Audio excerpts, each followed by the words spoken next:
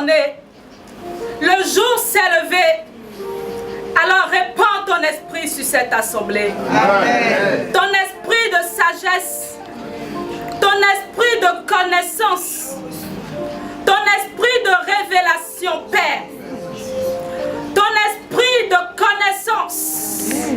Oh Père, nous avons besoin de toi. Nos âmes ont besoin de toi. Nos vies ont soif de ta présence. L'âme soupira près de toi et mon esprit en moi te cherche. Toi seul est le désir de mon cœur et je vis juste adorer. Adore ton Dieu, adore-le. Mon âme soupira près de toi et mon esprit en moi te cherche. Seigneur, mon âme te cherche ce matin. Nos âmes ont soif de ta présence. La Bible dit que si je crois en ta parole, que des sources d'eau vive couleront de ma vie. Alors Père, que ton onction coule sur ma vie ce matin. Comme un torrent, Père. Tu es mon bouclier. Tu es ma force, Seigneur. Sur qui j'ai fondé ma vie. Toi seul est le désir de mon cœur et je vis pour t'adorer.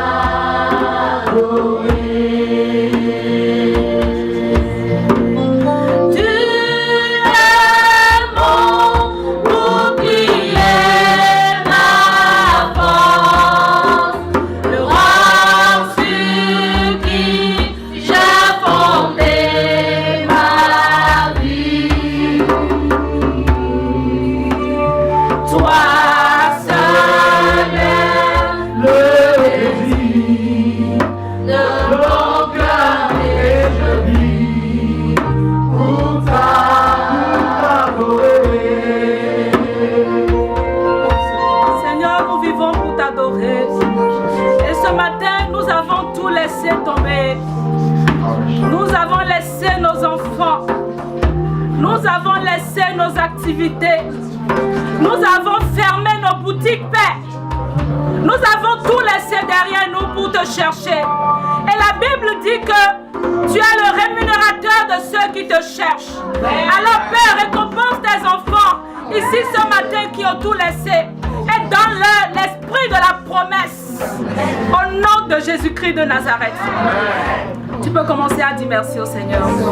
Tu peux commencer à l'acclamer. Acclame Jésus-Christ de Nazareth. Tous les cris de joie.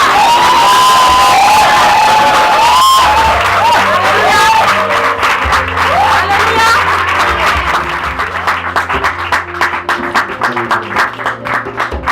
Tu peux commencer à t'asseoir. Et tu salues ton voisin.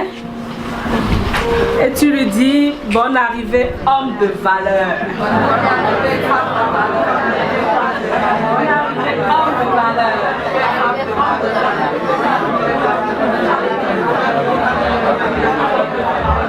Dis-lui qu'il est très bien habillé.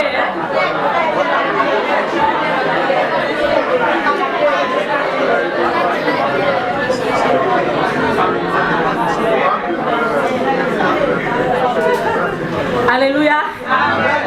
Alors je suis sûre que Dieu sur son trône ce matin est très content de nous voir aussi rayonnants, aussi vivants.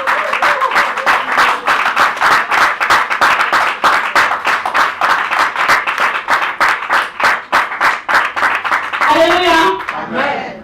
Alors ce matin, nous sommes à un séminaire de distinction et d'élévation.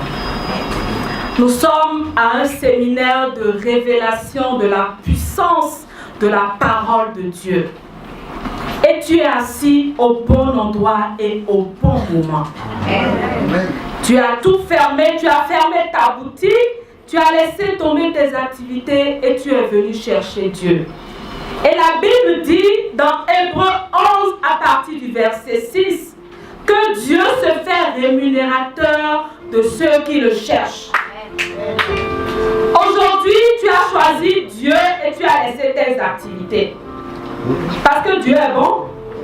Si on te présente l'argent et Dieu, tu vas choisir quoi? Dieu. Si on te présente le travail et Dieu, tu vas choisir quoi? Dieu. Si on te présente Marie et Dieu, tu vas choisir quoi? Dieu. Parce que Dieu est bon. Bon papa, les baoulés disent, c'est pas. Qu'est-ce que les baoulés disent? Il est où? Nyamien dit pas. C'est ce que les baoulés disent. Dieu, tu es bon. Alors Dieu est bon dans votre vie. Amen. Ce matin, tu sais comment tu es venu, mais tu ne sais pas comment tu vas partir. Tu vas partir ivre d'onction.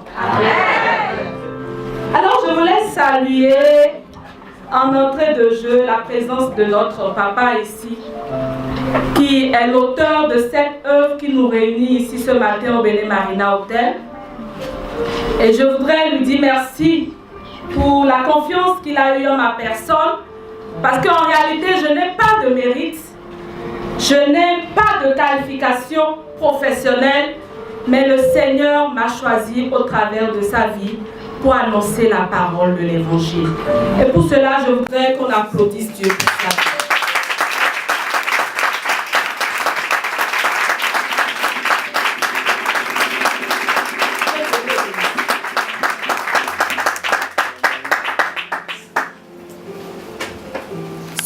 Je voudrais te dire que tu es privilégié.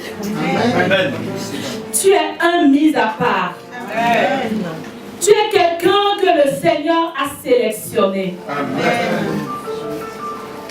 Quand je prends la vie de Salomon, Salomon est un roi qui était rempli de sagesse, qui était rempli de connaissances et dont la richesse surpassait toutes les richesses. Mais quand nous regardons l'origine même de Salomon, Salomon est un enfant adultérin. C'est-à-dire que Salomon est un enfant issu du péché. David avait beaucoup d'enfants et un jour il était sur son balcon et il aperçoit une très belle femme qui est l'épouse d'un officier qu'on appelle Uri. C'est bien ça, hein? Mais puisque le péché est rentré dans ses yeux, David est allé avec cette femme. Et la Bible dit que le premier enfant issu de cette relation est mort. Et le deuxième enfant issu de cette relation est Salomon. Lorsque David a vu que la femme était enceinte de lui, il est allé tuer l'officier. Donc non seulement il a commis l'adultère, mais il a encore commis le maître. Et Salomon est né de cette relation-là. Il y a des personnes qui se disent qu'ils sont mal nés, qui sont nés pour accompagner les autres. Il y a des gens qui sont dit qu'ils ne sont pas nés sous une bonne étoile. Mais laisse-moi te dire que à travers l'histoire de Salomon, je remarque que tout est possible à Dieu. Dieu utilise les choses qui n'ont pas de valeur pour élever. Salomon est un enfant issu de péché. Peut-être que toi, tu es un enfant issu d'une deuxième femme. Peut-être que tu es issu d'un certain nombre d'événements. Mais laisse-moi te dire que Dieu t'a choisi ce matin. Amen. Tu es un choix de Dieu. Amen. Et je voudrais que ce matin, tu rentres dans cette révélation que Dieu t'a appelé à de très grandes choses. Donc arrête de te sous-estimer. Arrête de penser que toi, tu n'es pas capable de grandes choses. Parce que le changement commence d'abord par la tête. Alléluia. Il faut acclamer Dieu. Il faut acclamer. Il faut m'encourager.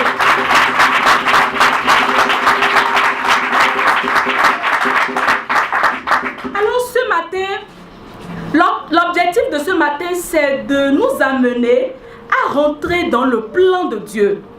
Parce que Dieu a un plan pour chacun de nous. Ce n'est pas nos nombreuses prières qui améliorent le plan que Dieu a fait pour nous. Dieu a déjà tracé, le plan est déjà tout tracé. Donc ce n'est pas nos nombreuses prières qui changent la mentalité de Dieu. Mais nos nombreuses prières nous amènent à rentrer dans ce plan secret de Dieu. Et Dieu a un plan pour toi ce matin. Amen. Est-ce que tu crois que Dieu a un plan pour toi ce matin?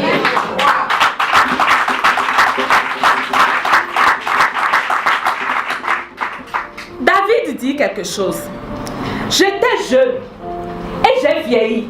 Et je n'ai pas vu le juste abandonné, ni le juste mendier son pain. La postérité du juste ne mendie pas son pain. Donc si tu es ici ce matin, que tu rentres dans le plan de Dieu, tu seras un homme juste. Un homme juste ne peut pas mendier son pain. Un homme juste, sa postérité ne peut pas mendier. Donc tu es cette personne choisie de Dieu. Alléluia. Amen. Alors le thème qui nous réunit ce matin, vous déborderez, on va laisser ensemble. Hein. Vous déborderez de blé et de vin. Vous déborderez de blé et de vin. Fidélité du Seigneur à son alliance. Deutéronome 7, nous allons le prendre à partir du verset 7. Stéphane, tu peux venir rester quelque part.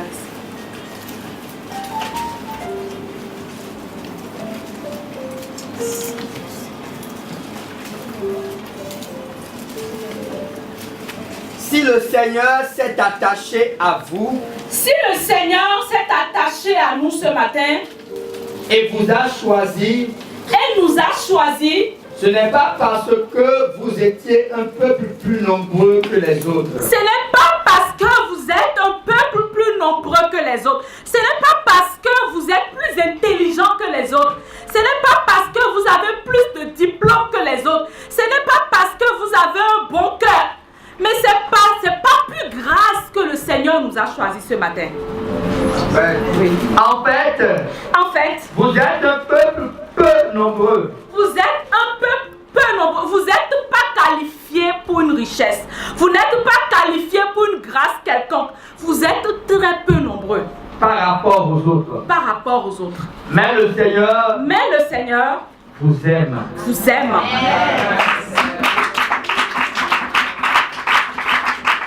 Et il a accompli ce qu'il a promis à vos ancêtres. Et il a accompli ce qu'il a promis à nos ancêtres. Dieu a promis quelque chose à nos ancêtres. Oui. Grâce à sa force irrésistible. Grâce à la force irrésistible de Dieu. Il vous a fait sortir du pays où vous étiez esclaves. Il nous a fait sortir du pays où nous étions esclaves. Il vous a arraché aux griffes du Pharaon. Il nous a arraché aux griffes du Pharaon. Le roi d'Égypte. Le roi d'Égypte. Il t'a arraché aux griffes des ennemis de ta vie. Il t'a arraché aux griffes des sorciers de ta famille. Dieu t'a arraché de ce pays où tu étais en servitude, en captivité, en esclavage.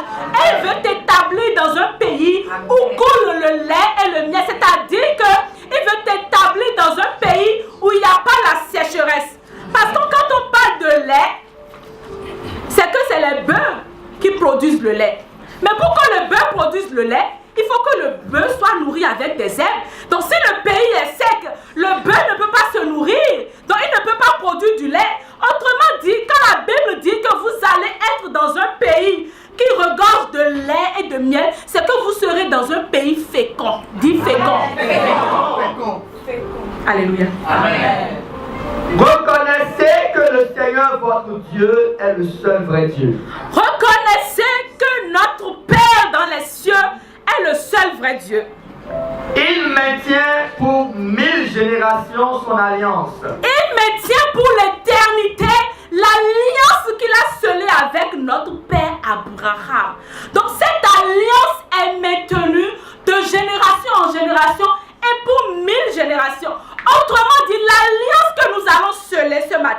c'est une alliance éternelle qui ira de descendance en descendance.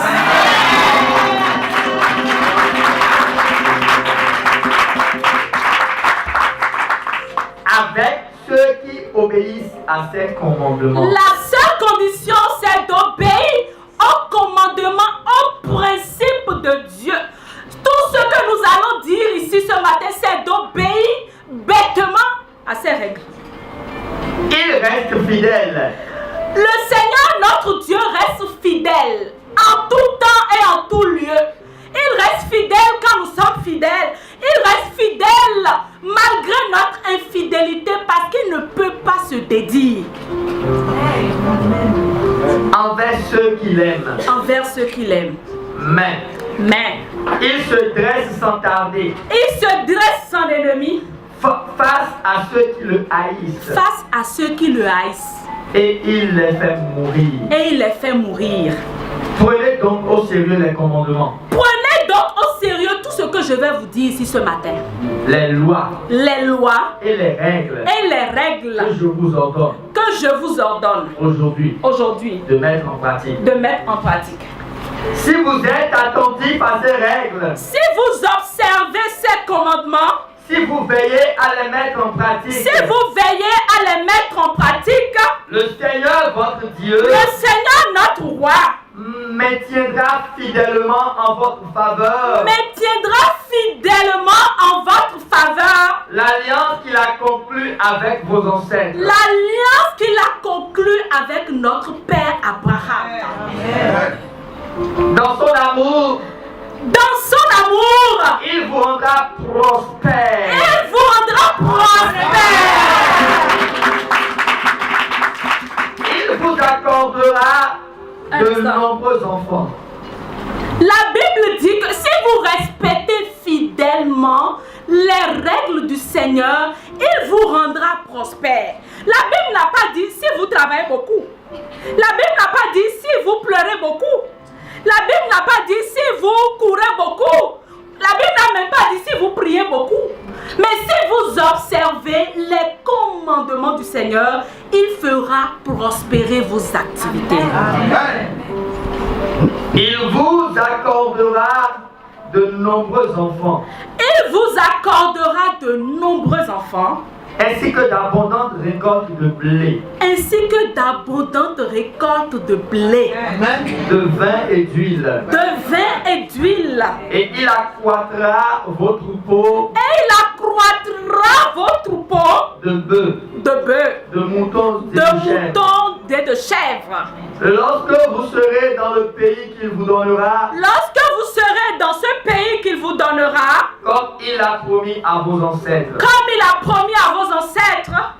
Il vous rendra plus prospère. Il vous, écoutez bien, il vous rendra plus prospère que les autres nations. Que les autres nations. Aucun d'entre vous. Ils n'ont pas bien compris ça. Il vous rendra plus prospère que les autres nations.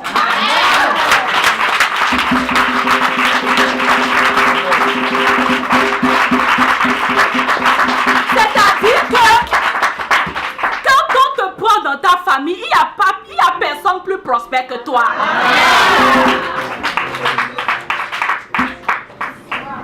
Mais lorsque tu comprends ça, tu rentres dans une autre identité. Lorsque tu comprends ça, tu marches autrement. Lorsque tu comprends ça, tu réfléchis autrement. Tu parles autrement et tu penses autrement. Parce que la parole déclare que moi, je serai plus prospère que les autres nations. Que les autres nations.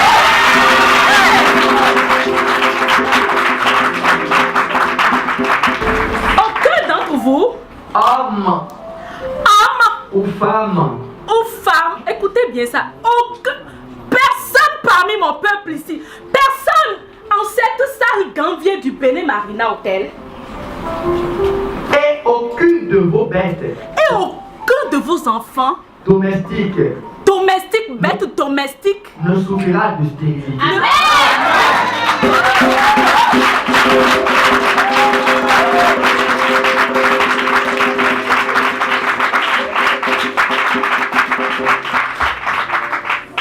D'abord, je dis bonne fête aux femmes. Il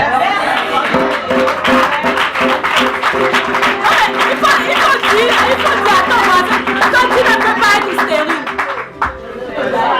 Tu ne peux pas être stérile. La stérilité n'est pas dans mon corps. Je chasse la stérilité. Parce que je suis le temple du Dieu vivant. Je déclare la fécondité dans mes entrailles. Je déclare la fécondité dans mes activités.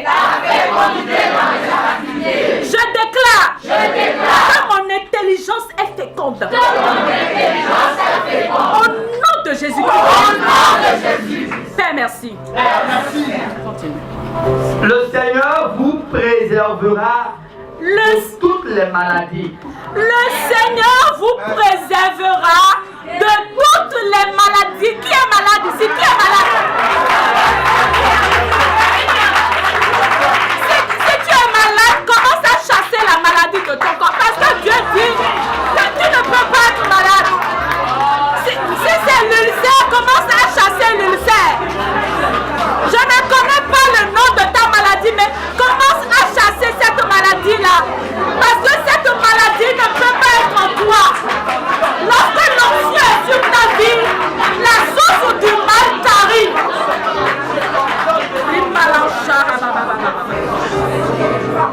Tu ne peux pas être malade. Un homme juste qui respecte les commandements du Seigneur ainsi par l'Éternel des armées. Tu ne peux pas être malade. Tu ne peux même pas souffrir d'indigestion. Tu ne peux pas avoir palu. Parce que c'est la parole qui le dit. Mais quand on veut être intelligent, on dit non, mais que nous sommes des hommes, on peut être malade. Mais la Bible dit que tu ne peux pas être malade. Donc je maudis toute source de maladie dans le nom de Jésus-Christ de Nazareth. On continue. De tous les terribles fléaux. De tous les terribles fléaux. Qui, comme vous le savez, ont frappé l'Égypte. Qui, comme vous le savez, ont frappé l'Égypte. Il ne vous les infligera pas. Le Seigneur ne vous les infligera jamais. Il les réservera à ceux qui vous haïssent. Et il va réserver ça à ceux qui vous haïssent.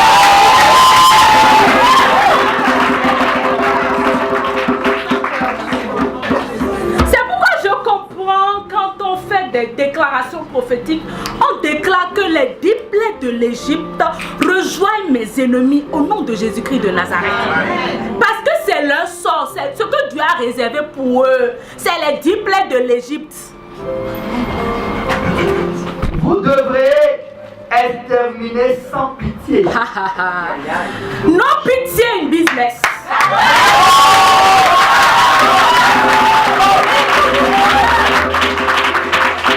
Vous devez les écraser sans pitié. On ne peut pas avoir pitié du sorcier. Jamais. La personne veut te tuer, puis toi tu as pitié. Il va te tuer le jour de sa mort, il va dire Seigneur pardonne-moi, il va aller au ciel. Alors que pendant ce temps, il t'a déjà tué.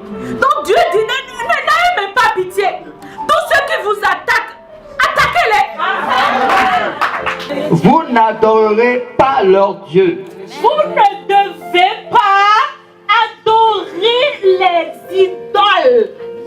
C'est ce que ça veut dire. C'est-à-dire que la seule manière de rompre à l'alliance que nous allons sceller ce matin, c'est d'aller devant un fétiche parce que tu as des difficultés, des problèmes et de commencer à l'adorer.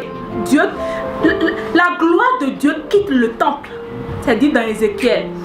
Le peuple d'Israël avait tellement péché que la gloire de Dieu a quitté le temple. Mais je prie pour que la gloire de Dieu ne quitte pas votre gloire. Parce que je dis à Dieu, le jour où ta gloire va me quitter, je préfère mourir en même temps. Car vous seriez pris au piège de l'idolâtrie. Vous serez pris au piège de l'idolâtrie. Le thème de mon message, vous déborderez de blé et de vin. Le blé dans l'évangile signifie la parole. Quand la Bible parle de Dieu, de blé, la Bible parle de la parole de Dieu. Donc il faut que tu sois débordant de la parole de Dieu. Il faut que tu te nourris de la parole de Dieu. Parce que le monde spirituel a horreur du vide. Si tu n'es pas rempli de Dieu, alors tu seras rempli des désirs de ce monde. Mais Dieu te dit ce matin, la seule chose qui doit te remplir, c'est la parole de Dieu. Et il ajoute que tu vas déborder également du vin. Mais quand on parle de vin, c'est l'onction. Autrement dit, c'est l'huile. Quand on prend le blé, qu'on ajoute un peu d'huile dedans et qu'on met ça au four, ça donne quoi? Ça donne du gâteau. Mon papa, nous allons leur distribuer du gâteau.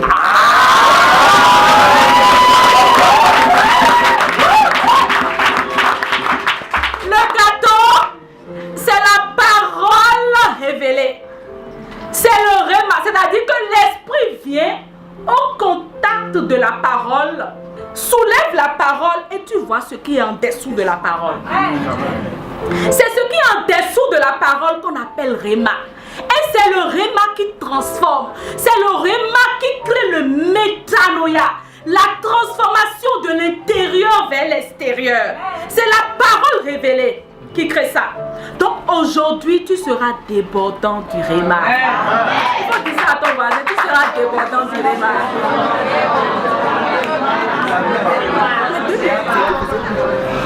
Alléluia. Acclame Dieu, acclame Dieu.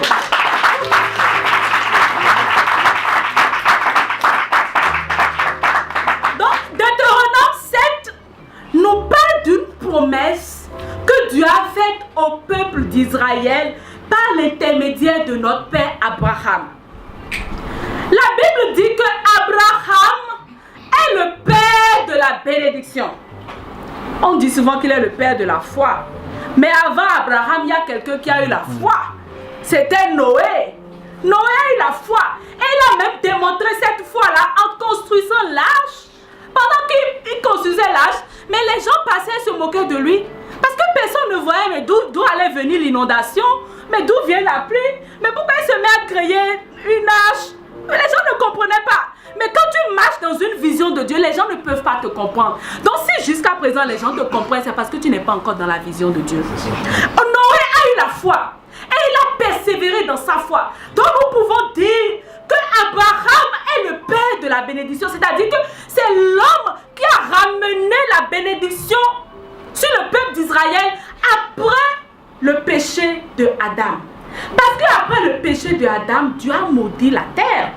Et Dieu a restauré la bénédiction de la prospérité par Noé et par Abraham. Abraham a ramené la bénédiction que nous avons perdue par notre ancêtre Adam. Nous allons prendre Galates 3:8 qui nous le dit clairement. Galates 3:8.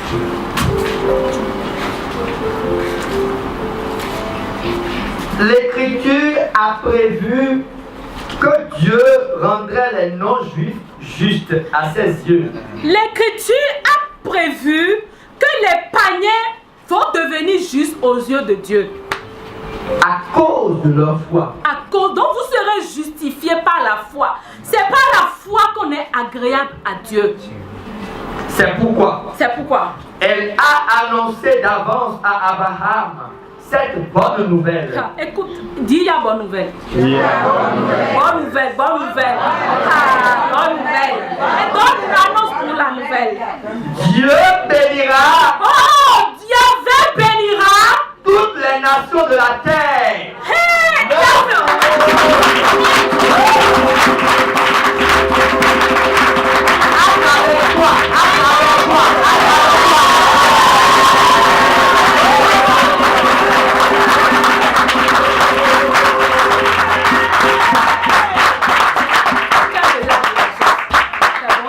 Dieu bénira toutes les nations à travers ceux qui sont bénis, Marina.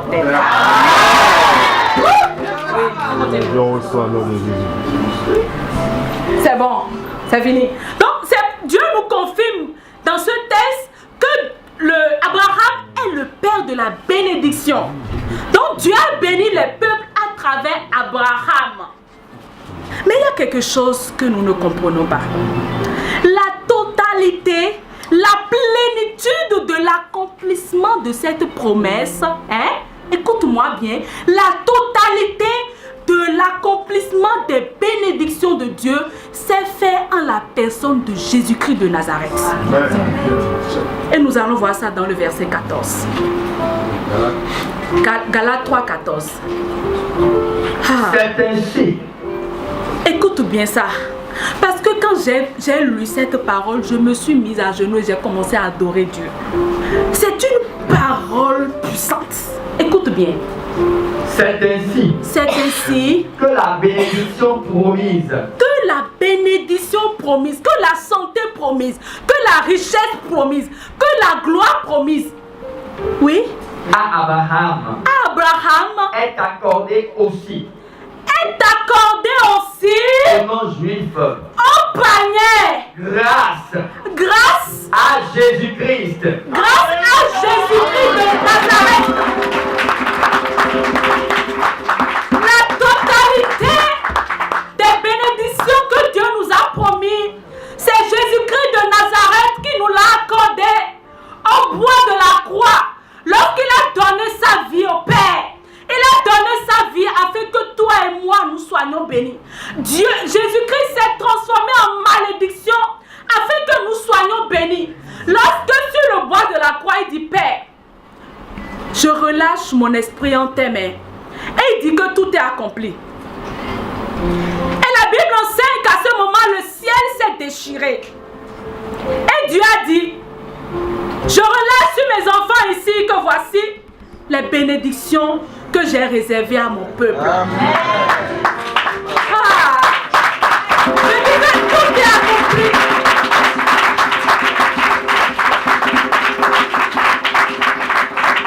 Ta santé est accomplie. Amen. Ta fécondité est accomplie. Amen. Ta richesse est accomplie. Amen. Par ce seul Jésus-Christ de Nazareth qui a donné sa vie sur le bois de la croix. Et le verset 28 nous dit quelque chose. Que tous ceux qui appartiennent au Christ ont reçu la même promesse. Si tu appartiens au Christ, c'est que tu es directement relié à cette bénédiction-là. Lis-moi le verset 28.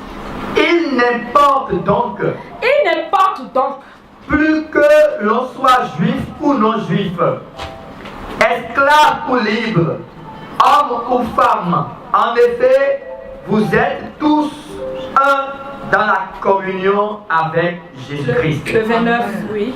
Si vous appartenez au Christ, vous êtes alors les descendants d'Abraham. Et vous recevrez l'héritage.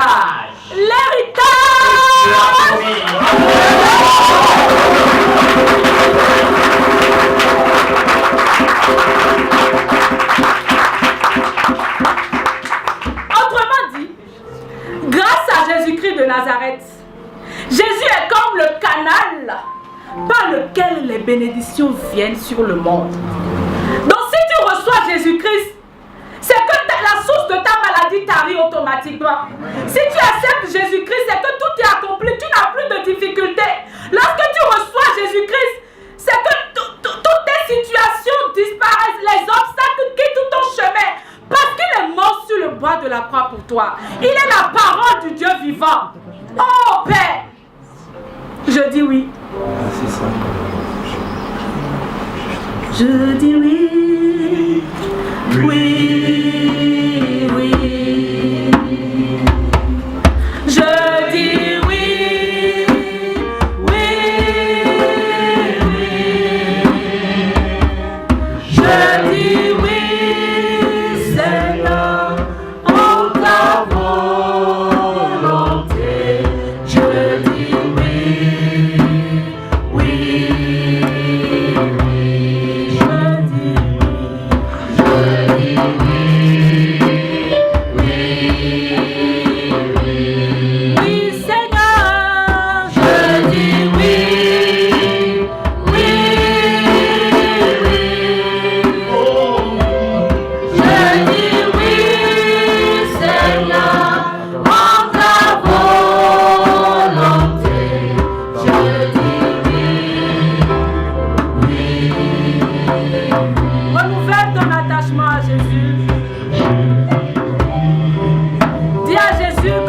l'acceptes à nouveau comme ton Seigneur et ton Sauveur. Renouvelle ton engagement avec le Seigneur. Parce que c'est le cœur même de ce séminaire. C'est que nous recevons à nouveau Jésus-Christ de Nazareth. Et s'il y a quelqu'un parmi nous qui croit en son cœur, qui n'a pas encore reçu Jésus-Christ, il peut passer devant et les anciens vont lui imposer la main. Si dans ton cœur tu crois que tu n'as pas encore reçu Jésus-Christ de Nazareth, la parole qui transforme, je te prie de venir devant ici et les anciens vont te poser la main.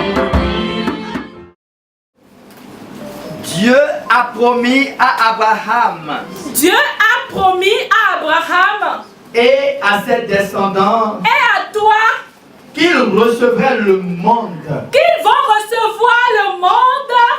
Cette promesse a été faite Cette promesse a été faite non parce que Abraham avait obéi à la loi, non parce que Abraham avait obéi à la loi, mais parce que Dieu l'a considéré comme juste. parce que Dieu l'a considéré comme juste à cause de sa foi.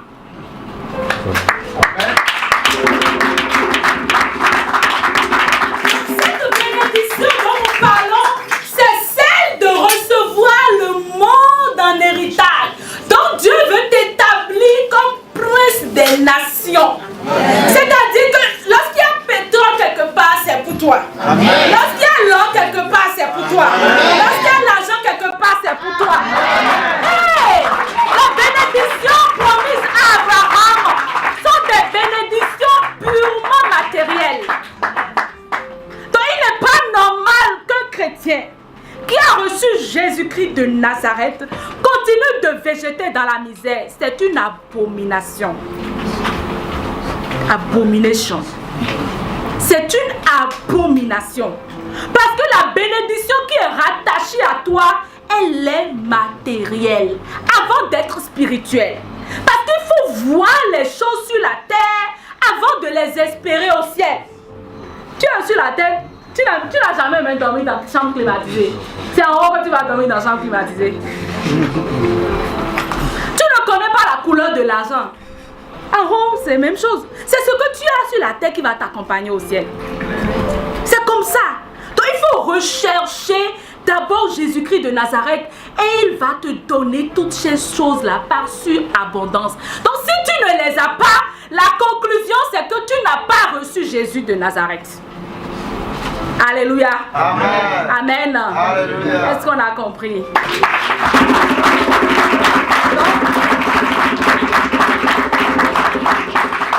Est-ce que vous me permettez maintenant d'aller au fichier?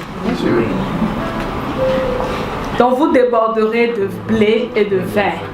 Donc nous allons dérouler tout doucement notre fichier. Alors, pour quelqu'un qui recherche la richesse, qui veut être prospère, il doit rechercher une denrée rare. Dis denrée rare. Denrée rare. Denrée rare. Denrée rare. Mais c'est quoi cette denrée rare? Qui veut me dissouffler ça? Vous êtes sûr? Yes. L'onction est une denrée rare. Parce que l'onction est donnée à ce que Dieu approuve. Et la seule chose que la pauvreté ne supporte pas, puisque la pauvreté a un joug, la seule chose que la pauvreté ne supporte pas, c'est l'onction. Dis l'onction. L'onction. Alors, s'il y a une chose que nous devons rechercher avant tout, c'est l'onction. Donc, l'onction est l'approbation de Dieu sur la vie de quelqu'un. Lorsque Dieu approuve ta vie, Dieu te consacre par l'onction. Parce que Dieu est à la recherche de quelqu'un ce matin. Et la personne se trouve ici. Et quand Dieu te trouve, la première des choses qu'il fait, c'est de te donner l'onction. Pour t'établir. Samuel a regardé Jessé. Jessé qui est le père de David. Mais Samuel lui dit, mais tu n'as pas un autre fils. Parce que Dieu désobéissance de Saül, Dieu a commencé à chercher quelqu'un. Et Dieu te cherche ce matin. Parce que si David a pu dire, j'ai trouvé mon serviteur David et je lui ai accordé l'onction. L'action qui précède le fait de trouver, c'est quelle action? Donc Dieu cherche quelqu'un sur qui va déverser l'onction ce matin. Donc Dieu a commencé à chercher David. Et il a envoyé Samuel dans la maison de Jessé. Il dit là-bas, dans cette maison, j'ai choisi mon roi. Celui qui va devenir roi d'Israël, je l'ai choisi. Va lui donner l'onction. Mais Samuel arrive là-bas. Et il voit Jessé. Jessé fait passer ses fils. Il fait passer les fils. Il fait passer les fils. Dieu dit, je n'ai choisi aucun d'entre eux. Mais Samuel regarde jusqu'à dire, mais tu n'as pas un autre fils. Jessé n'a même rien compris. Et il dit, ah, mon fils David. Mais c'est le Benjamin. Il se trouve dans le berger là-bas. Il est au désert. Parce que ceux que Dieu recherche, ils sont toujours au désert. Ils sont toujours mis à part. C'est des personnes qui sont souvent négligées au départ. Qui sont méprisées au départ. Parce que David ne peut jamais imaginer qu'il allait devenir le roi d'Israël. Même dans son sommeil, il n'imaginait pas ça. Mais Dieu choisit toujours les petites choses pour se glorifier. Pour que lorsque la gloire vient, que la gloire porte son nom. Donc David était dans le désert comme tu es dans le désert aujourd'hui. Et Samuel a dit quoi? Tant qu'il ne viendra pas, parce qu'il y a un repas glorieux que Samuel devait partager avec Jessé et ses enfants. Donc il dit, tant qu'il ne viendra pas, tant que tu ne viendras pas, c'est-à-dire qu'à cause de toi, dans ta famille, il y a des activités qui sont suspendues. Il y a des choses qui sont en attente. Et Samuel dit, mais tant qu'il ne viendra pas, on ne passera pas à table. À cause de toi.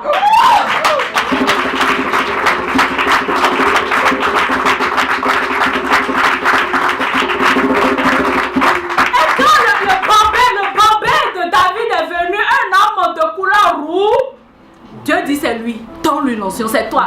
Dieu te donne l'onction.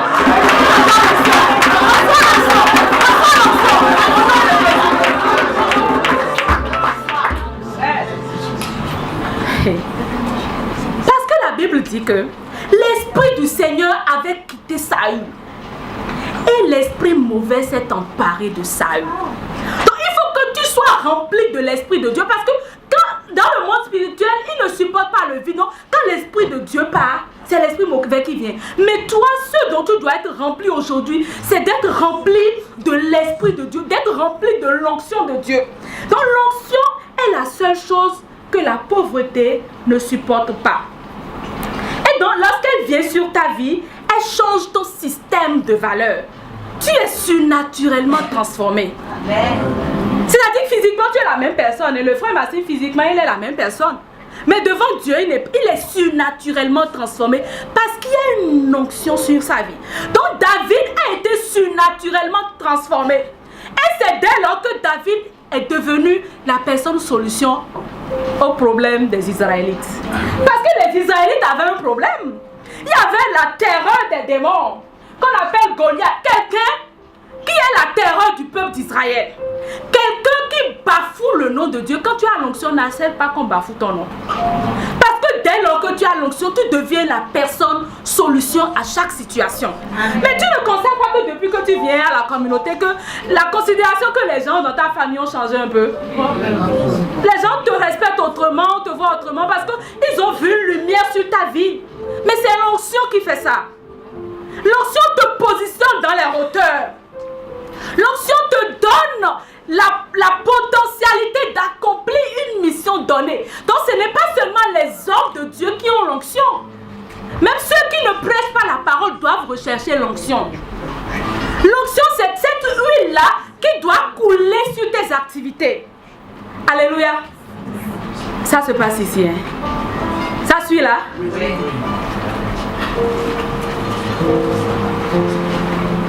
L'onction vous distingue et vous élève. C'est l'huile qui casse les jougs. Joseph, il avait une présence sur sa vie. De la prison, il est parti au palais. Ce qui fait ça, c'est l'onction. Donc Donc tu dois rechercher l'onction. La seule chose que nous devons rechercher, c'est l'onction de Dieu. Parce que lorsqu'elle vient sur ta vie, elle bonifie tes qualités et tes potentialités. Elle challenge ton système de valeurs, ton intelligence, et tu n'es plus la même personne. C'est toi toujours tu as les bonnes idées. C'est toi toujours tu es entrepreneur. C'est toi toujours tu es surnaturellement nourri. Quand il y a un besoin qui se lève dans ta vie, la provision l'attend déjà. Parce que c'est l'onction qui fait ça. Dis l'onction. Hey!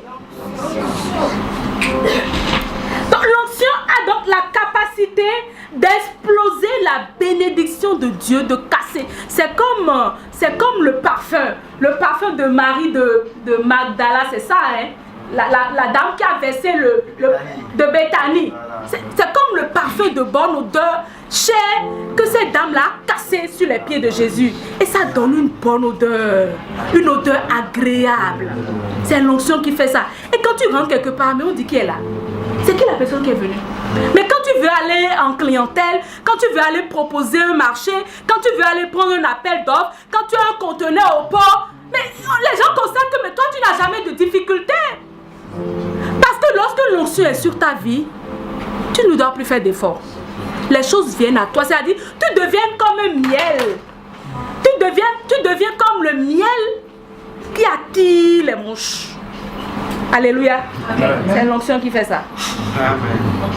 Donc après avoir recherché l'onction,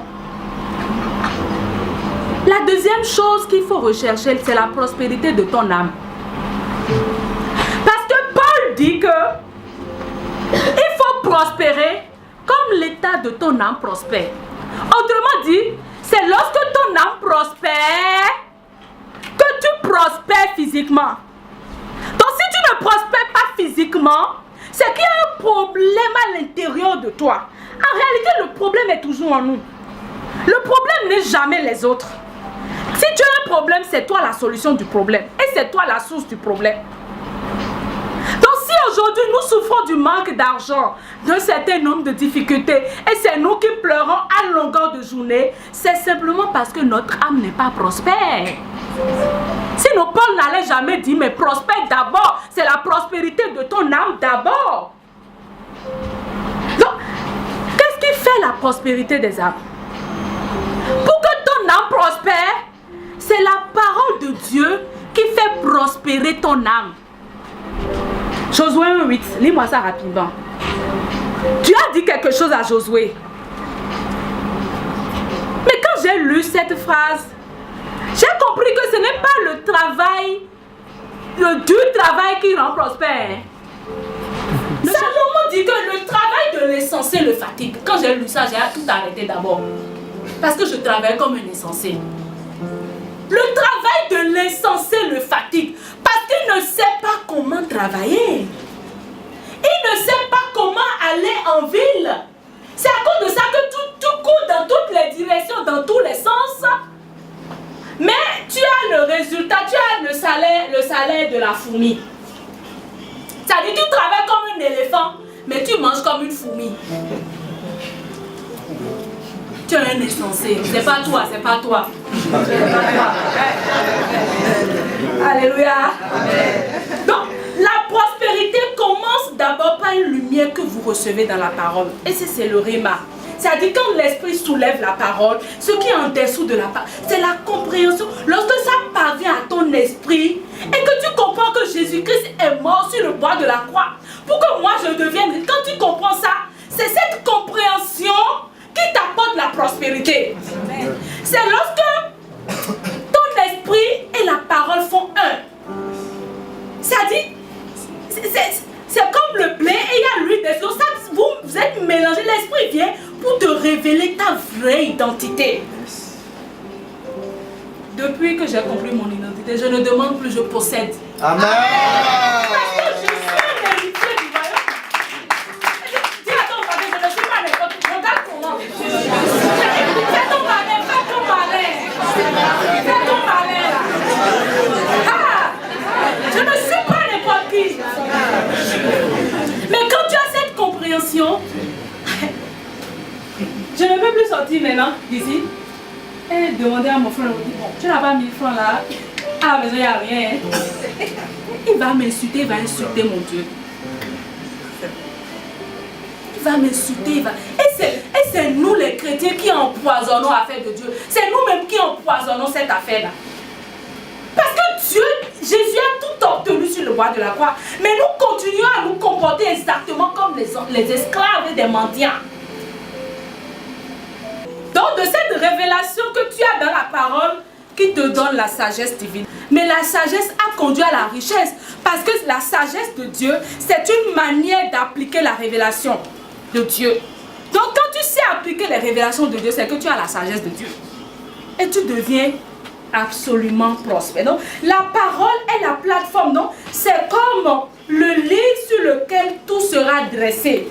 Donc la parole est une semence qui vient dans ta vie. Et cette parole s'est fait chair. Dans Jean 1, il est devenu un bébé qui s'appelle Jésus-Christ de Nazareth. C'est la parole révélée. C'est Jésus-Christ de Nazareth. Il n'y a pas d'autre nom. Il n'y a point d'autre nom. Je te le confirme ce matin qu'il n'y a pas un autre nom. Je le jure qu'il n'y a pas un autre nom. Je l'affirme qu'il n'y a pas un autre nom. J'atteste qu'il n'y a pas un autre nom à part le nom de Jésus-Christ de Nazareth.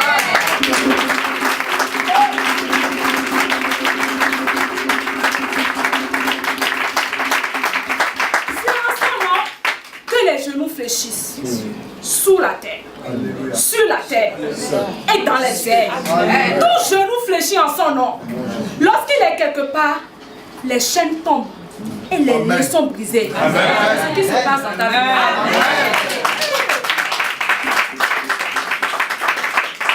Alors donc vous constatez avec moi que tout tourne autour de Jésus-Christ de Nazareth. Parce que c'est lui la parole. Donc le problème du chrétien, le problème que le chrétien a, c'est que nos âmes souffrent de malnutrition spirituelle. Et beaucoup de personnes souffrent de quoi encore? Parce que nous sommes mal nourris. Peut-être tu as déjà mangé ce matin. Tu as mangé la parole avant de venir. Qui sont les personnes qui ont lu la Bible 5 minutes avant de venir? Non, si tu as lu, c'est bon. Normalement, c'est ton petit déjeuner. Tu dois avoir faim de la parole de Dieu. Parce que c'est ça qui nourrit ton âme. Et c'est ça qui fait que ton âme prospère. Quand tu es rempli de la parole, il n'y a plus d'obstacles sur ton chemin. Amen. Donc la parole t'amène donc à voir dans l'invisible, non ce qui doit être visible. Donc la parole t'amène à voir la promesse de loin. Et c'est la foi qui te permet de croire en cette promesse-là. Donc l'invisible, la parole te permet de voir l'invisible, ce qui est dans l'invisible. De voir ta maison, ta prospérité, tes enfants. C'est la parole qui te permet de voir ça. Alléluia. Amen. Et deuxième chose, c'est de recevoir cette promesse. C'est-à-dire, ce que tu as vu dans l'invisible, au travers de la parole, c'est de le recevoir par la foi. Et j'aime bien cette image-là. Comme un petit grain de sénévé. Ah, regardez la petite boule, petite. S'il fait comme un grain de sable, c'est ça qui fait déplacer les montagnes. Donc en fait, tu n'as pas besoin d'avoir la foi comme un immeuble. Avec cette petite foi que tu vois là, tu es capable des choses inimaginables. Oh, yes. Amen.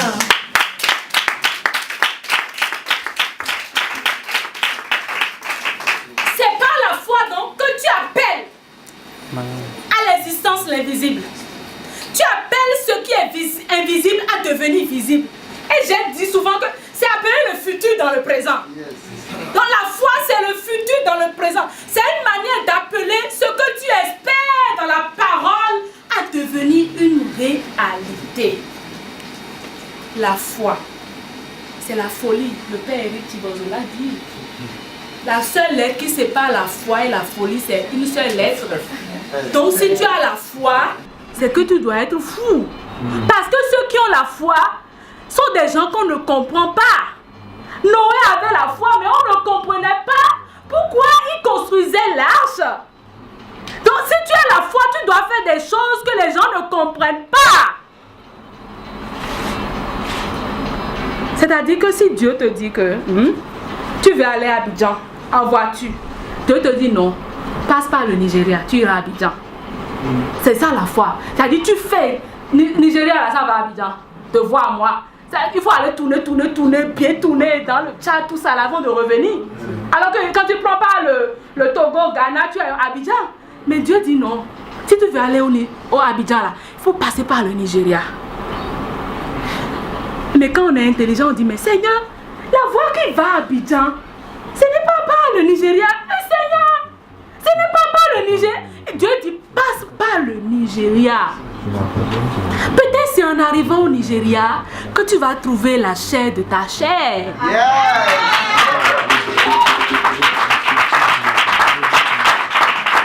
Peut-être tu vas aller là-bas, tu vas le rencontrer et le lendemain, c'est une personne peut-être qui va à Abidjan, il va dire, bon, allons à Abidjan, je te prends un billet d'avion, va à Abidjan. Tu ne sais pas ce qui est sur le chemin. C'est ça la foi. La foi, c'est faire bêtement ce que Dieu te demande de faire sans réfléchir. Parce que quand on y mêle la raison, on échoue. La foi défie la science.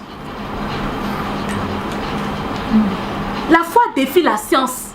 Tout ce que la science vous a appris, selon la foi, est faux.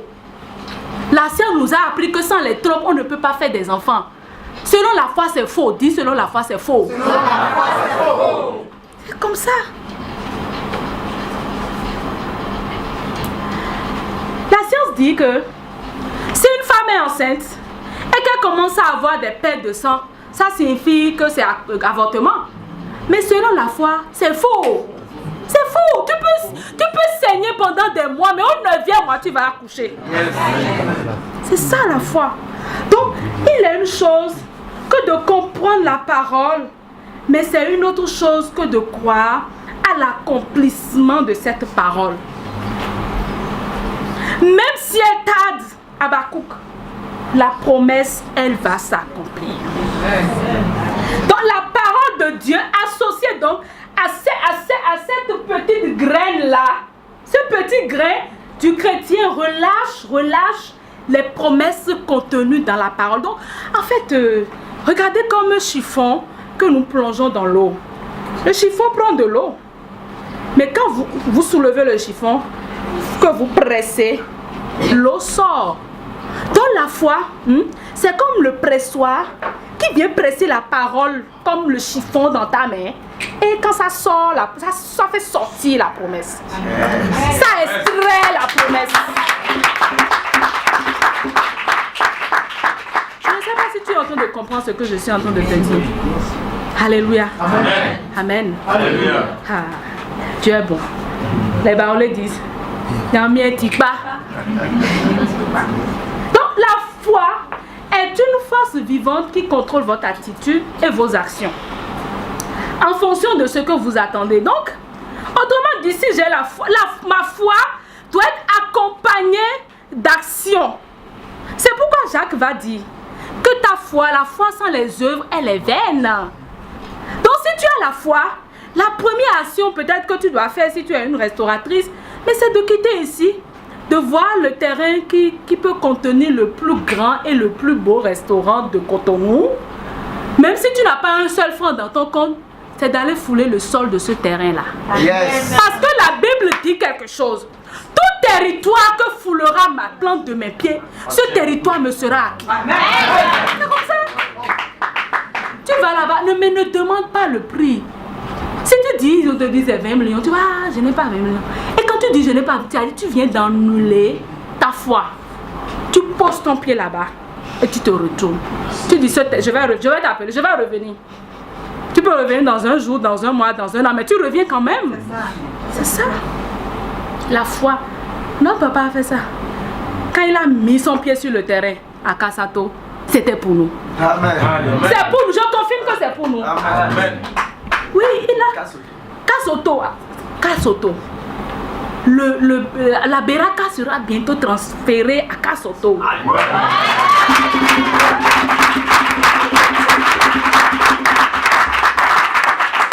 Dieu nous a positionné à un endroit glorieux.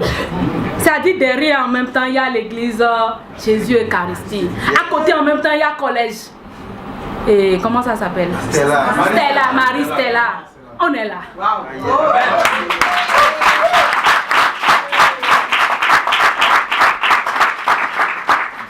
Donc, ta foi doit être accompagnée d'action. Et une autre action que tu dois mener en sortant d'ici, c'est d'aller enlever ton compte de la CNE.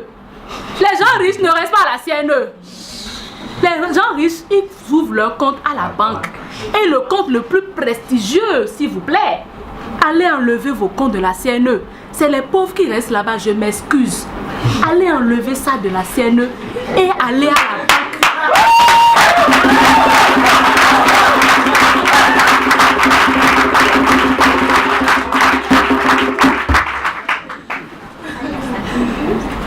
La foi, l'action qui va l'accompagner, c'est que quand tu vas quitter ici, c'est de commencer à faire ton plan d'affaires.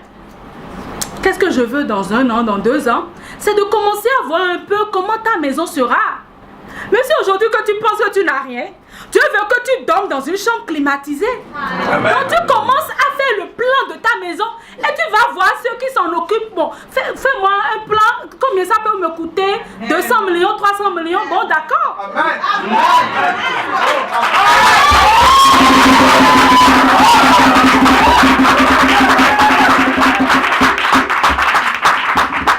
La foi sans les œuvres est une foi morte.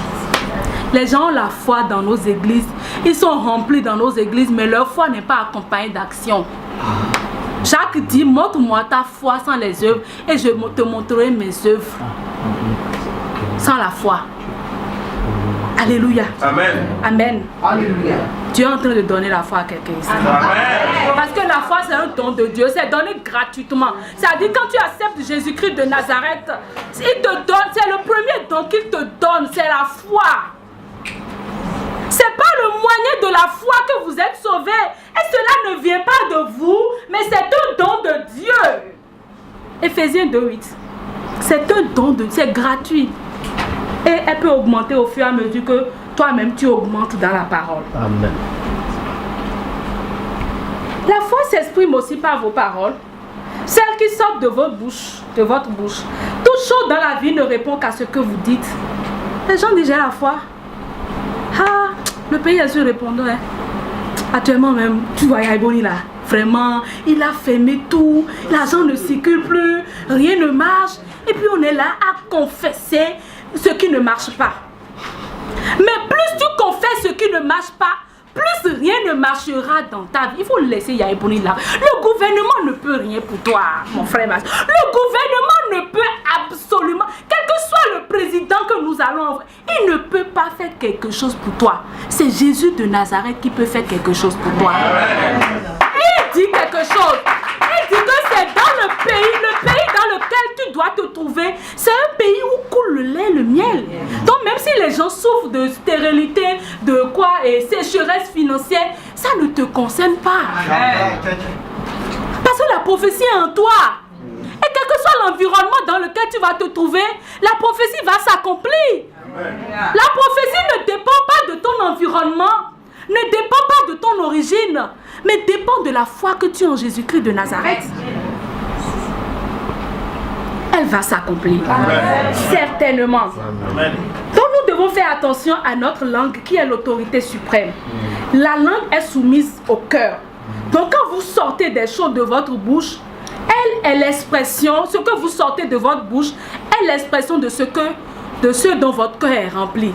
C'est pourquoi la Bible dit que la bouche exprime ce dont le cœur est plein. Donc si ton cœur est plein de quoi? D'amertume, de tristesse, de jalousie, tu ne peux qu'exprimer des choses qui ne vont pas confesser le nom de Dieu. Mais si ton cœur est rempli de la parole de Dieu, tes paroles seront teintées de foi. Arrête de te plaindre. Arrête de dire que rien ne va. Arrête de dire que toi tu ne vends pas. Arrête de dire ça. Parce que plus tu dis ça, il y a un démon qui s'attache à ce que tu as dit pour que ça s'accomplisse. Mais quand tu professes de bonnes choses, l'ange du Seigneur vient et ça grippe à ce que tu as professé et ça devient une réalité. Amen. Alors, l'alliance de la prospérité. Maintenant, nous avons fini les béabas. Ça, c'est les béabas. Maintenant, nous allons rentrer maintenant dans l'alliance elle-même de la prospérité. Dans le royaume de Dieu, la prospérité ne répond pas aux jeunes encore moins à la prière. Je vais aller rapidement parce que ceux qui ont fait le séminaire, on a déjà dit ça, mais je vais rappeler ça quand même pour les nouvelles personnes qui sont venues. C'est-à-dire, quand on parle de l'alliance de prospérité, ce n'est pas une affaire de jeûner, de prière. C'est une alliance qu'on fait. Donc, tu n'as pas besoin de jeûner, de prier pour avoir la richesse. Mais pour avoir l'onction, tu en as besoin. Donc, l'alliance, elle répond à votre compréhension à la pratique des détails de l'alliance. Je vais aller vite. Donc, une alliance est un contrat qui implique 2 ou plusieurs personnes. Et ici, c'est un contrat qui va impliquer Dieu et toi. C'est l'alliance. Donc, tu vas faire une alliance entre Dieu et toi. Et Dieu nous a rappelé déjà dans Deutéronome, il nous a dit ça encore dans Jérémie, que son alliance est pour 1000 générations. Autrement, son alliance est éternelle. Donc l'alliance que tu vas faire ici ce matin, c'est une alliance éternelle. Tes enfants vont en bénéficier. Tes petits-enfants vont en bénéficier. Jusqu'à 1000 générations, ils vont en profiter. Si nous souffrons, c'est parce que nos grands-pères n'ont pas fait de l'alliance avec nous. Ils sont morts sans faire une alliance avec Dieu. À cause de ça, nous végétons dans la pauvreté. Mais nous, aujourd'hui, nous allons casser le lien de la pauvreté, sceller une nouvelle alliance avec Dieu. Alors, donc, comment rentrer donc, dans cette alliance de prospérité? Donc, il faut donner sa vie à Dieu. Il faut consacrer sa vie à Dieu. Plus tu consacres ta vie à Dieu, plus l'onction augmente dans ta vie. La consécration, c'est un processus. Je ne peux pas dire que je suis consacrée à Dieu. Parce que moi, je vois qu'il y a encore des domaines qu'il faut que je relâche encore à Dieu. Donc, la consécration est un processus. Donc, de jour en jour, vous devez encore vous reconsacrer à Dieu afin que Dieu prenne toute la place dans votre vie, qu'il n'y ait aucune cellule de votre corps qui n'ait connu Jésus-Christ de Nazareth. Amen. Que toutes vos cellules soient imbibées d'onction. C'est comme ça. Après avoir consacré ta vie à Dieu, il faut prononcer maintenant, nous allons faire ça tout à l'heure après la séance, il faut prononcer la parole de l'alliance. En disant à Dieu, ce que je m'engage à faire à partir d'aujourd'hui. Si je fais un contrat avec mon employé, ce que je m'engage à faire, c'est de travailler 8 heures par jour. Et en contrepartie, j'ai mon salaire à la fin du mois. Donc quand je m'engage avec Dieu, ce que je suis prêt maintenant à donner à Dieu, je le lui dis dans l'engagement que je prends. Après ça, prendre cet engagement avec Dieu, le contratant d'être toujours fidèle à l'alliance parce que Dieu ne peut pas se contredire. Et quatrième chose, il faut toujours croire en tout temps que l'alliance fonctionne dans le surnaturel. Même si tu commences à faire l'alliance aujourd'hui et que demain, après-demain, tu ne vois pas les résultats, il faut croire que l'alliance fonctionne puisque toi tu respectes tes règles. Si tu respectes les clauses du contrat, il n'y a pas de quoi que l'employeur ne va pas te donner ton salaire à la fin du mois. À ce moment-là, tu peux l'envoyer en justice. Mais Dieu dit qu'il ne se dédie pas. Ce qu'il dit, ça s'accomplit. Donc c'est à toi de respecter les clauses du contrat. Et même si tu ne vois pas le résultat, il faut savoir qu'il y a un travail qui est en train de se faire dans le surnaturel. Et ça va devenir visible et palpable. Il faut que les racines, on dit que l'arbre qui ne bouge pas malgré le vent qui souffle, c'est l'arbre dont les racines est enfoncé, enraciné dans le sol. Donc il faut que le Seigneur s'assure de ton enracinement dans la terre, qui est Jésus-Christ de Nazareth. Alors donc cette clé nous la connaissons. La clé c'est à travers les prémices, les dîmes et les offrandes. Nous irons très vite sur ça. Les prémices, en Proverbe 3:9, honorer Yahvé de tes biens, de tes prémices, les prémices de tout ton revenu. Alors tes greniers regorgeront de blé et tes cuves déborderont de vin nouveau. Amen.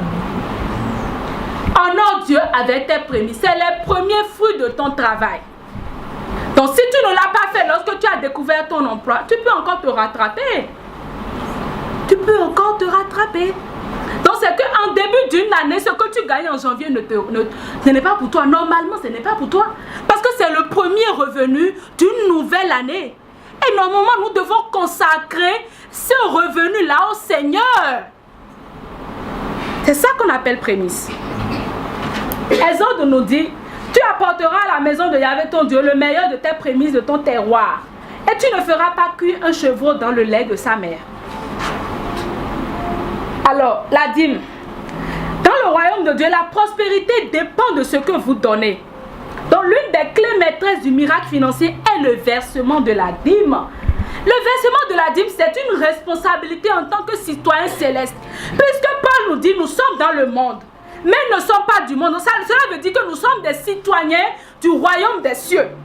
Donc, en tant que citoyen céleste, tu dois payer les impôts célestes. Et les impôts célestes, c'est la dîme. Et Dieu dit, c'est le versement de la dîme. Donc, autrement dit, si Dieu dit dans Malachie que nous le volons, si quelque chose t'appartient, est-ce qu'on peut te dire que tu voles ça? Donc c'est parce que la 10e partie de ce que tu gagnes ne t'appartient pas. C'est à cause de ça que Dieu parle de vol. Sinon, il ne parlerait jamais de vol. Donc la 10e partie de tout ce que tu gagnes ne t'appartient pas, mais appartient à Dieu. Donc tu dois retourner à Dieu ce qui lui appartient.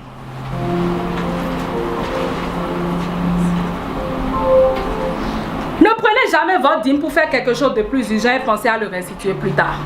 Alors on fait beaucoup cette erreur-là. C'est-à-dire, bon, peut-être on a dit c'est le premier jeudi du mois qu'il faut donner la dîme. Bon, quand mon salaire est tombé plus tôt, bon, je fais les acrobaties là, qu'on connaît bien. Et avant le premier jeudi, je m'arrange encore à trouver la dîme à sa place. Ça ne fonctionne pas comme ça. C'est la 10e de ce que tu as en même temps. Ça là ne t'appartient pas. Ne prends pas ça. Parce que si tu prends ça, c'est comme un vol. Et Lévitique dit que si jamais tu prenais ça, il faut rembourser avec un 5e. Tu diras, tu ne lis pas la Bible, hein? Si jamais vous mangez votre dîme, vous devez rembourser ça avec un 5e de pourcent d'intérêt. Merci. On se fait comprendre. Donc, ne permettez à personne de vous tromper à ce sujet. Parce que les gens nous trompent aujourd'hui. Que non, ceci c'est du vol, tout ça. La 10e de tout ce que vous gagnez ne vous appartient pas. Donc ça, on a parlé des prémices. Là, on a parlé de la dîme. Maintenant, on va parler des offrandes. Et il y a plusieurs types d'offrandes. Il faut que vous rentrez dans la révélation.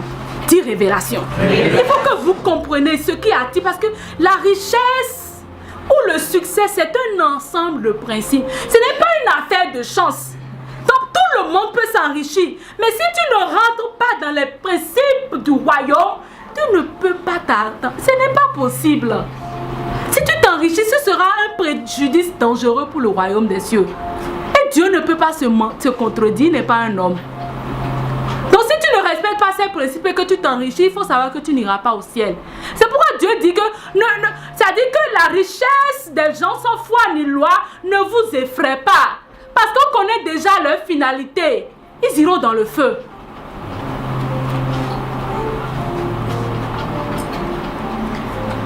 Premièrement, il y a plusieurs types d'offrandes. Il y a les offrandes pour l'avancement du royaume de Dieu. C'est un autre type de don. Et ce type de don dépend de votre disponibilité financière. Donc dépend de la manière dont Dieu vous bénit. Ne venez pas devant Dieu les mains vides. Tout ce que vous donnez avec un bon cœur, un cœur dévoué, vous revient toujours un multiple. Lisez ça dans Deutéronome 16, 17. Donc vous devez avoir des rêves pour l'avancement du royaume. Et toute demande du royaume est une opportunité. Le royaume de Dieu aujourd'hui, c'est dans les églises, c'est dans les communautés, dans les assemblées. Si vous êtes fidèle dans le peu, il vous confiera encore davantage. Mais les 1 million que tu gagnes par mois, tu n'es pas encore fidèle dedans. C'est pourquoi tu n'as pas encore, tu n'en gagnes pas plus. Le peu que tu as donné, sois déjà fidèle dedans. Et tu verras la main du Seigneur dans ta vie. Donc, ayons une bonne hygiène financière. Le deuxième type d'offrande, c'est l'offrande au prophète. Et Jésus même a dit que tout ce que vous donnerez à un prophète, vous aurez la bénédiction liée à ça. Donc, toute chose que vous donnez à un prophète attire des récompenses tout aussi prophétiques. L'exemple de la veuve de Sarepta et de la femme tsunamite. La veuve de Sarepta, Dans 1 roi 17, c'est celle qui a construit une maison à Élie. C'est la tsunami qui a construit, voilà. La femme tsunami, Élisée, c'est Élie ou Élisée? Élisée n'a rien demandé. Notre frère a prêché sur ça la dernière fois. Élisée ne lui a pas demandé de lui construire une maison. Mais elle-même, elle a eu l'idée prophétique de lui construire une maison dans laquelle l'homme de Dieu va venir se reposer. La femme de la veuve de Sarepta, elle avait donné tout ce qu'elle allait manger pour mourir. C'est ce qu'elle a donné au prophète. Et le prophète a prophétisé. À partir d'aujourd'hui, tu ne manqueras plus de vin ni de blé. Amen. Il y a les prophètes autour de toi. Mais tu ne fais jamais rien à leur endroit. Regardez Jacob. Quand Isaac voulait mourir, Isaac dit que je suis sur le point de mourir, mon fils. Ésaü, va chercher le gibier, prépare-moi un bon repas. Lorsque je vais manger, que je vais rôter, je vais relâcher la bénédiction sur toi. Lorsque Jacob a entendu ça, il a vite fait pour se mettre à la place d'Ésaü. Il a vite fait, il a préparé le gibier, il est venu apporter ça à Isaac. Lorsque Isaac a mangé le gibier, bien braisé, qu'il est rassasié et qu'il a rôté, il a relâché la bénédiction sur Jacob. Nous devons honorer les hommes de Dieu qui sont autour de nous. Que ce soit les prêtres, les pasteurs, les hommes prédicateurs, nous devons les honorer par nos offrandes. Quand il va manger ça, il sera rassasié. Et quand il va faire gros comme ça, la bénédiction tombe sur toi.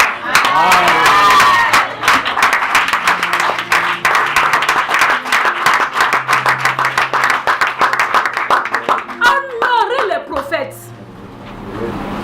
Prendre soin des prophètes permet à Dieu de prendre soin de vous. Paul même a expérimenté ça. Paul a expérimenté ça. Les gens disent non. Et Philippiens 4, 19, mon Dieu pourvoira à tous mes besoins. Et tous les chrétiens chantent ça. Mais ils ne savent pas ce qui est derrière eux. Paul a prophétisé sur les Philippiens. Parce que les Philippiens ont apporté une offrande qui ont réjoui le cœur de Paul. Quand il a mangé ça, il a dit non, à partir d'aujourd'hui, mon Dieu pourvoira à tous vos besoins. Yes. C'est une prophétie. Après avoir mangé la dîme des gens, les offrandes des Philippiens, c'est après avoir mangé ça qu'il a prophétisé. Mais la personne n'a rien mangé. Il n'a pas mangé ton offrande et tu veux qu'il passe sur ta vie. Il va dire quoi? Même quand il dort, tu n'es même pas dans sa pensée. Il faut que tu sois dans la pensée de ton prédicateur. Il faut que tu sois dans la pensée de l'homme de Dieu. Moi, je fais tout pour être dans sa pensée, même s'il est mon mari. Je ne le considère pas, quand il s'agit des choses de Dieu, c'est un prophète. Donc, je fais tout ce qui doit être fait au prophète. Et je sais que quand il dort, il pense à moi, la bénédiction me rejoint.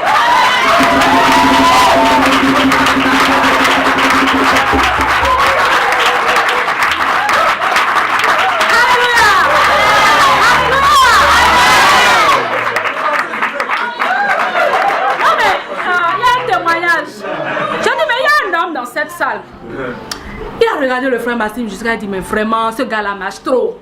Il marche trop. Il avait beaucoup de voitures et il a relâché de ses voitures sur lui. Une BMW qu'il a conduit, il a traîné ça dans Cotonou fatigué. Mais quand il a conduit ça, Dieu a visité sa vie. Amen. Dieu a puissamment visité sa vie. Mais c'est comme ça. Il faut provoquer le cœur de l'homme de Dieu. Quand vous provoquez son cœur, Dieu est là-bas, il voit ça, il dit ah! Mais qui a fait ça? Il est où? Et la bénédiction te rejoint.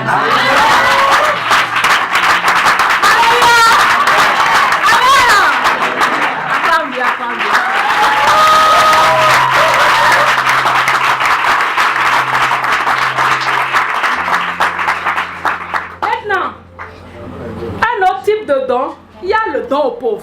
Les pauvres. Dieu a dit que parmi vous, il y aura toujours des pauvres. Ce n'est pas ce que vous donnez qui est important, mais c'est le geste que vous faites qui est important. Même si tous les mois, je peux donner 2 mesures de riz au voisin de mon quartier qui mange à peine une fois par jour, c'est déjà très bon. C'est-à-dire, n'attends pas des millions pour faire des choses. L'argent fait de toi ce que tu es déjà. C'est ce que les gens ne comprennent pas. Si tu es une personne généreuse, l'argent fera de toi davantage une personne généreuse. C'est comme ça. L'argent révèle notre identité. Si tu es un homme peintre, lorsque tu vas devenir riche, tu seras davantage peintre. C'est la loi de l'argent. Il révèle ta vraie identité, ta vraie personnalité. Donc nous devons apprendre à donner aux pauvres. Les pauvres autour de vous représentent une occasion pour votre élévation. Il faut apprendre à subvenir aux besoins des pauvres.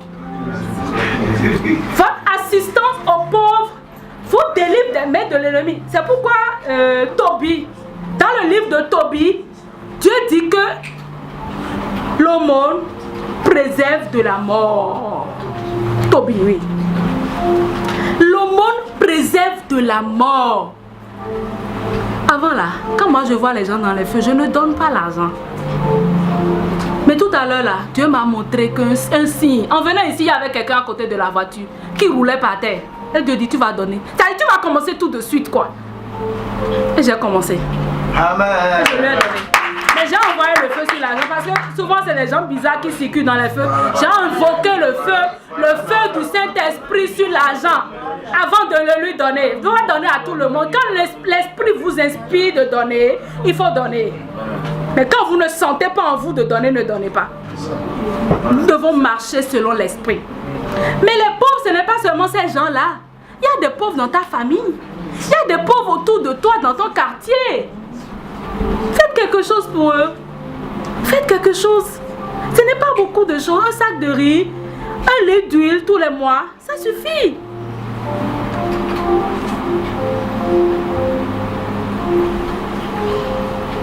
La responsabilité envers les parents. Les bénédictions parentales sont tout aussi importantes que celles de Dieu. C'est votre devoir d'honorer vos parents selon le niveau de bénédiction que vous avez reçu de Dieu. Repentez-vous pour toutes les fois où vous n'avez pas honoré vos parents. Repentez-vous pour toutes les fois où vos parents n'ont pas vu la couleur de votre argent. Repentez-vous et à partir de maintenant, incluez-les dans votre budget. Même si c'est 5 000 francs de poisson que vous les envoyez tous les mois, c'est quelque chose. Si vous ne pouvez pas le faire tous les mois, mettez un peu d'argent au côté tous les 3 mois, faites quelque chose à leur endroit. C'est comme ça qu'on provoque la main de Dieu. Il y a des gens qui mangent du poisson braisé pendant que leur maman, avant de trouver un grain de riz, là, c'est problème. Tu n'es pas dans l'alliance. Votre devoir envers maintenant la petite famille que vous avez. Votre famille est sous votre responsabilité selon l'alliance. N'allez pas entretenir des bureaux dehors et oublier vos femmes et vos enfants qui sont à la maison. Votre devoir est de veiller sur eux. C'est vous qui apportez l'argent. C'est nous-mêmes à cause des femmes là, on est retrouvés dans le piège. On dit émancipation, parité, tout ça là. C'est ça qui fait qu'aujourd'hui la femme aussi est obligée de participer à la popote. C'est à cause de l'émancipation là.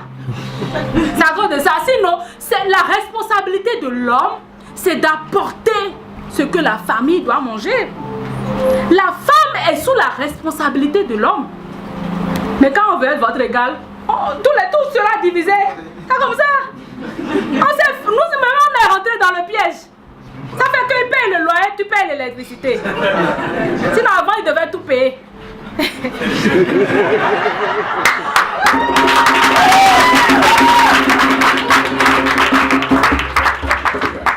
Et la responsabilité des femmes selon l'alliance.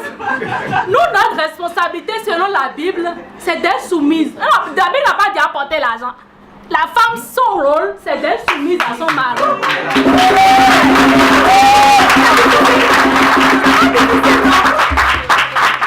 Être soumise, c'est pas être bête, c'est être soumise, point final. C'est ton rôle. C'est-à-dire, si la femme veut être prospère, son rôle dans l'alliance, c'est d'être soumise à son mari. Point final.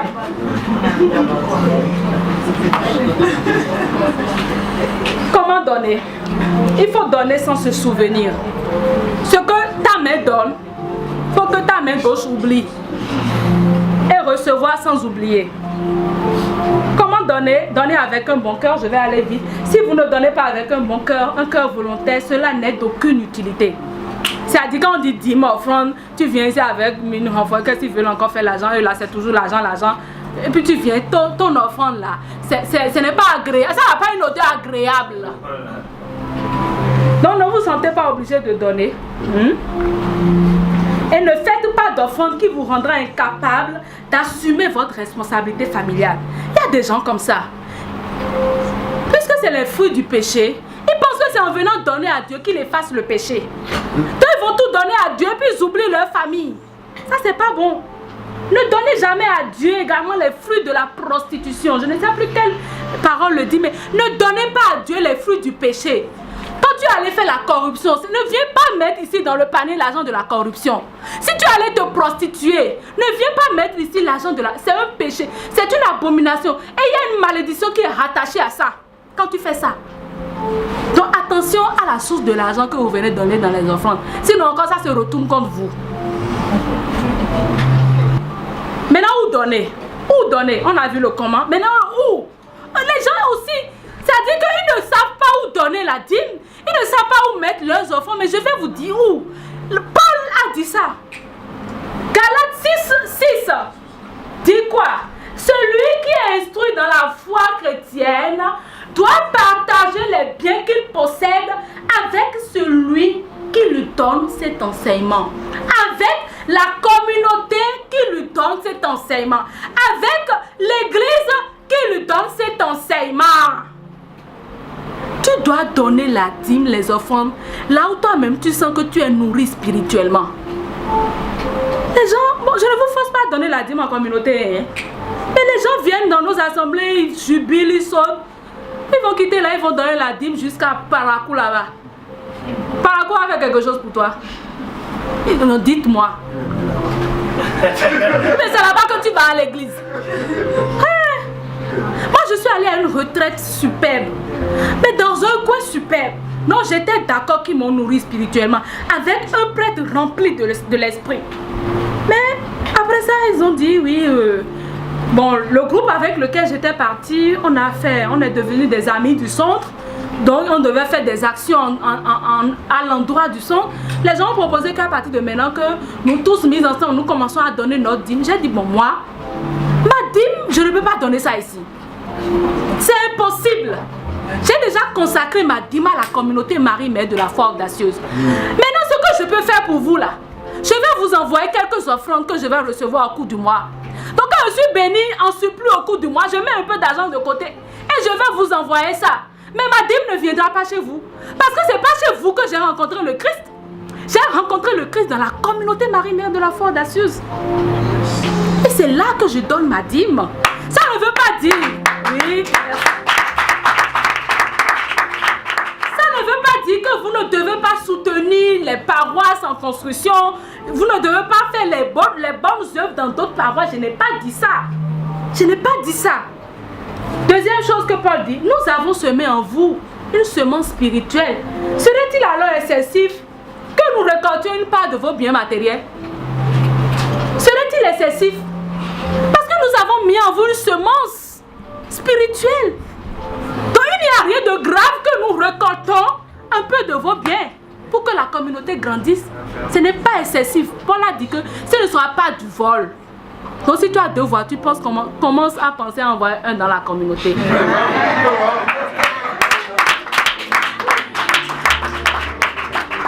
Alors n'oubliez pas ceci. La dernière chose pour rentrer dans les piliers. Là, vous n'êtes pas pressé, non? Vous êtes pressé? D'accord. La moisson correspond toujours à la semence. Celui qui sème peu, récoltera peu. Celui qui sème beaucoup, récoltera beaucoup. C'est la dernière chose que je veux que vous n'oubliez pas en matière des dons, des prémices. Que si tu sèmes beaucoup, tu vas récolter beaucoup. Et si tu sèmes peu, tu vas récolter peu. Mais toujours est-il que tu vas récolter quand même. Vous comprenez? Voilà. Ah. Voilà le fondement. Maintenant, nous allons voir les piliers. Nous allons voir les piliers. Dis les piliers de la prospérité. Les piliers de la prospérité.